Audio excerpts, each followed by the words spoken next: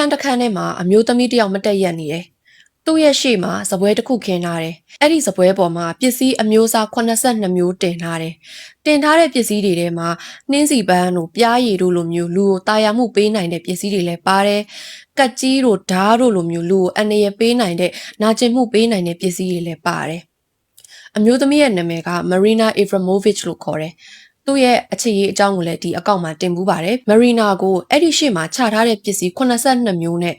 ကြိုက်တာလုပ်လို့ရတယ်။အချိန်6နာရီပေးထားတယ်။ Marina ကစကားတခွန်းအောင်ပြန်ပြောမှာမဟုတ်ဘူး။ဘာမှပြန်ပြီးတော့တုံ့ပြန်မှာမဟုတ်ဘူး။အရေးလဲယူမှာမဟုတ်ဘူး။အဲ့ဒီ6နာရီအတွင်းမှာဘာတွေဖြစ်ကုန်မယ်လို့ထင်လဲ။အစောပိုင်းမှာတော့လူတွေကနှင်းစီပန်းလေးကို Marina ရဲ့လက်ထဲကိုလာပေးတယ်။ပြားရည်လေးကို Marina ရဲ့ပခုံးကိုတို့လိုက်တယ်။ပွေဖက်ကြတယ်။အဲ့လိုမျိုးညင်တာအပြုတ်မှုလေးတွေပဲပြုတ်လောက်ကြတယ်။ဒါပေမဲ့3နာရီလောက်ကြာသွားပြီးတဲ့နောက်ပိုင်းမှာတော့လူတွေရဲ့အပြုတ်မှုတွေကတဖြည်းဖြည်းနဲ့ကြောက်စရာကောင်းလာခဲ့တယ်။ချထားတဲ့ပစ္စည်းတွေထဲကကတ်ကြီးကိုလူတစ်ယောက်ကယူလိုက်တယ်။ယူပြီးတော့အဲ့ဒီကတ်ကြီးနဲ့ Marina ရဲ့အင်ကြီးတွေကိုညှက်ထုတ်လိုက်တယ်။ပြီးတော့ Marina ကိုပက်လက်အနေထားနဲ့အဲ့ဒီစပွဲပေါ်ကိုတင်လိုက်တယ်။တင်သွားပြီးတော့တချို့တွေက Marina ရဲ့လေပင်သွေးကိုဖောက်ထုတ်တယ်။ဖောက်ထုတ်ပြီးတော့တောက်လိုက်ကြတယ်။တချို့တွေက Marina ရဲ့လက်တွေပခုံးတွေပေါင်သားတွေကိုဓာတ်တွေနဲ့မှုန်းကြတယ်။အခြေအနေတွေကတဖြည်းဖြည်းနဲ့ပိုဆိုးလာတယ်။တချို့လူတွေဆိုလို့ရှိရင် Marina ရဲ့အနားကိုကတ်လာပြီးတော့အဓမ္မပြုကျင့်ဖို့အထိပါစူးစမ်းလာကြတဲ့သူတွေရှိလာတယ်။အဲ့ဒီအချိန်မှာ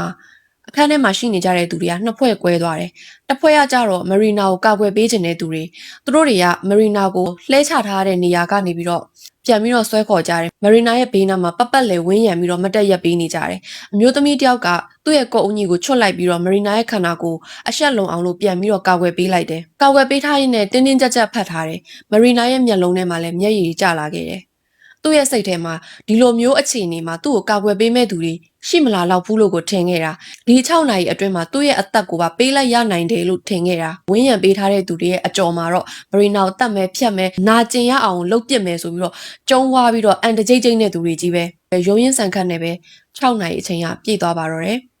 6နာရီပြည့်သွားတဲ့အချိန်မှာ Marina ကသူ့ကိုခုနကအန်ရရဲ့ပေးမယ်နာကျင်အောင်လုပ်မယ်ဆိုတဲ့သူတွေရဲ့နားကိုတယောက်ချင်းစီစစ်စစ်ကြည့်ပြီးတော့အေးအေးဆေးဆေးပဲလမ်းလျှောက်သွားတယ်ဒီချိန်မှာအဲ့ဒီလူတွေက Marina ရဲ့မျက်နှာကိုစစ်စစ်တောင်မကြည့်ရဲကြတော့ဘူးမျက်လွှာချပြီးတော့ခတ်တော့ပဲအခန်းထဲကနေပြီးတော့ပြေးထွက်သွားကြတယ်အခုပြောပြသွားတဲ့ပြကွက်ကတော့ Marina Abramovich ဆိုတဲ့ performance artist က1984ခုနှစ်တုန်းကပြုလုပ်ခဲ့တဲ့ Rhythm Zero ဆိုတဲ့အနုပညာပြကွက်တစ်ခုပဲဖြစ်ပါတယ်လူတွေရဲ့စိတ်ဓာတ်ကိုသာအကန့်အသတ်မရှိဘဲနဲ့လွတ်ပေးလိုက်မယ်ဆိုလို့ရှိရင်ဘာမှအရေးမယူဘူးဆိုတဲ့အခွင့်အရေးတစ်ခုကိုသာပေးခဲ့မယ်ဆိုလို့ရှိရင်သူတို့ရဲ့အမှောင်ဘက်ချမ်းကစိတ်ဓာတ်တွေကဘယ်လောက်ထိတောင်ကြောက်စရာကောင်းလဲဆိုတာကိုပြသခြင်းတဲ့အတွက်ပဲဖြစ်ပါတယ် performance ကိုအတိတ်ပဲမရှိဘူးဆိုပြီးတော့ရှုံချခဲ့တဲ့သူတွေလည်းရှိတယ်ဒါပေမဲ့မျက်နှာဖုံးတွေရဲ့အောက်မှာအပြုံးတွေရဲ့အောက်မှာဖုံးကွယ်နေတတ်တဲ့လူတွေရဲ့မကောင်းတဲ့စိတ်ကိုမြင်ရအောင်လို့ကွင်းကွက်ပြနိုင်ခဲ့တဲ့အောင်မြင်တဲ့အနုပညာပြကွက်တစ်ခုအနေနဲ့တစ်ကမ္ဘာလုံးကလက်ခံခဲ့ကြပါတယ်အဆုံးထိကြည့်ပေးခဲ့ကြတဲ့အတွက်အားလုံးကျေးဇူးတင်ပါတယ်